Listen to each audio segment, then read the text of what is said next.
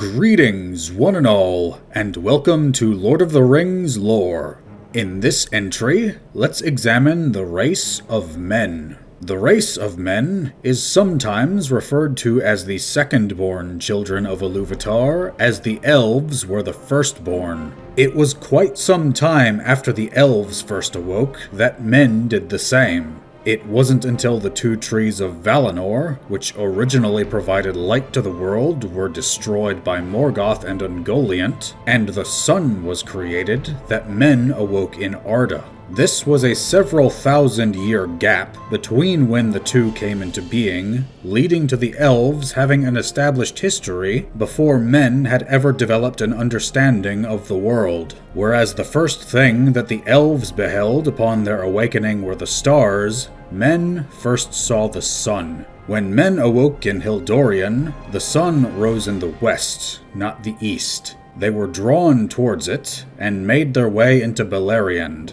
which was the original continent that what we see in the Second and Third Ages was only a small part of. Unfortunately for them, Morgoth found them before any of the Valar. He was much more direct with them than he was with the elves, and without knowing any better, men were coerced into worshipping him. All eventually served him, though some came to realize Morgoth's evil and escaped. They were not entirely unscathed, however. Morgoth's corruption runs deep, and it left the race of men with the fear of death, which they previously did not have. For it was that when creating his children, Eru Iluvatar bestowed upon them different boons. The elves were immortal, and did not suffer many of the pains that others would. Men, however, were allowed the freedom to shape their own existence outside of the fate of Arda. Elves are fated to always remain within it, but while they are called to the halls of Mandos should they die, where they will eventually receive a new form identical to the one they lost, the spirits of men will travel there as well upon death. They do not remain there, however, and instead leave the world of Arda forever. Where they go, only Eru Iluvatar knows. Not even the Valar have knowledge of their fate. Some elves even envied this gift, as they were to forever remain in Arda and share in its troubles, while men only briefly live in it. Though these men that fled the service of Morgoth would eventually ally with the elves and Valar against him and participate in the War of Wrath, the conclusion of which saw Morgoth defeated, at least until the time of the final battle of the world. These men, who fought alongside the Valar and the elves, were rewarded for their service with the island of Numenor, which sat between Valinor and Middle-earth. These Numenorians lived for far longer than other members of their race, sometimes for greater than 400 years. They were also taller and more physically capable than other men, often averaging around 6'4" in height. Elendil, the father of Isildur and ancestor of Aragorn, stood at 7'11", earning him the title of the Tall.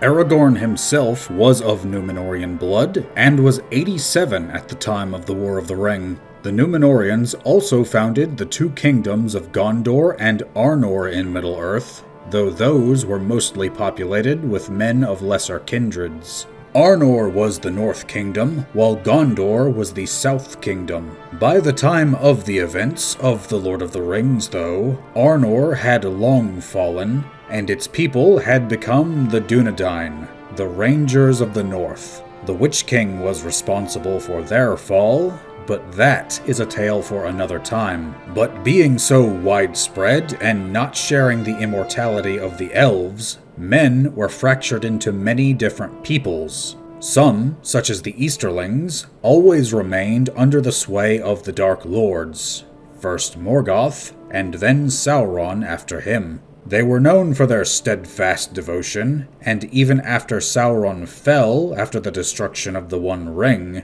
they remained a threat to Gondor and the Free Peoples. The Haradrim were also known for their dedication to Sauron, as they had traveled south in the years after the awakening of men, and had not shared in the rest of their race's knowledge learned from the elves. They were known for their taming of the Mumakil, which were especially effective in war. The men of Rohan were descended from those men that traveled northwards in ancient times, and for the aid they gave Gondor in battle against the Easterlings, they were granted the lands that would be called Rohan.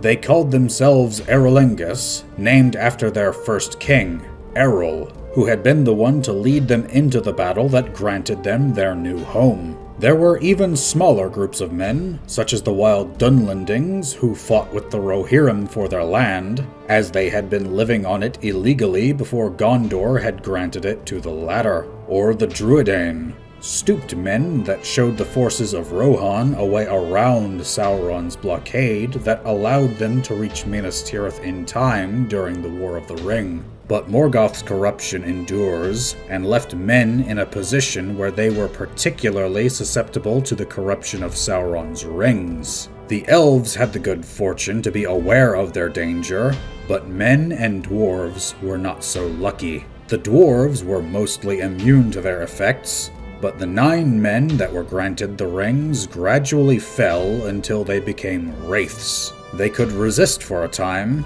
given how good or evil they had been before, but the rings played off their ambitions and greed until they all eventually fell and became Nazgul. Eru Ilúvatar had always intended for men to inherit Middle-earth. The elves were to live in Valinor, and as the Fourth Age began, they all either departed into the west, or else faded into houseless spirits. From then onwards, men held dominion over the land. Men were forbidden from setting foot on Valinor, and the consequences were dire for attempting to do so. Before Valinor was removed from the physical world, one Numenorian king attempted to lead a force there in an attempt to wrest immortality for themselves. Eru himself intervened and buried them in the Caves of the Forgotten, where they are doomed to remain until the last battle, unable to die. Eru intervened one other time in a similar fashion. While death was the gift of man, he could deny it until certain conditions were met. Such was the case of the dead men of Dunharrow. Their king swore allegiance to Isildur and gave his word that they would face Sauron's forces in battle, only for them to refuse the summons that he sent for them when the time came. Oaths have a powerful binding effect in Tolkien's legendarium, and so Isildur called upon the power of Eru, who cursed these men to never truly die. Their bodies withered and decayed, but their spirits could not move on, and filled all living things with fear, save for the elves. When Aragorn met with them, he announced that he would hold their oath fulfilled if they drove Sauron's forces away from the ports at Pelargir, so that he and the Rangers could take their ships. The dead men complied, and the aura of terror caused Sauron's forces to flee as soon as they approached. Holding their oath fulfilled, Aragorn released these men from their torment, and their spirits could then pass on. Isildur never had the power to bind them in such a way, but he did have the authority to invoke Eru to mete out punishment for their failure to keep their oath. But after the defeat of Sauron, the other races slowly dwindled until they largely faded into myth and legend, and so men inherited Middle-earth. What do you think about the race of men in Tolkien's mythos, though? Do you enjoy stories about them, or do you prefer elves, dwarves, or even orcs? They are the most relatable, as they are indeed us, but their history and cultures are distinctly unique. Leave your thoughts in the comments below, leave a like on this video if you're so inclined, and subscribe to see more. I would like to thank you for watching, and may you all have a weapon in each hand.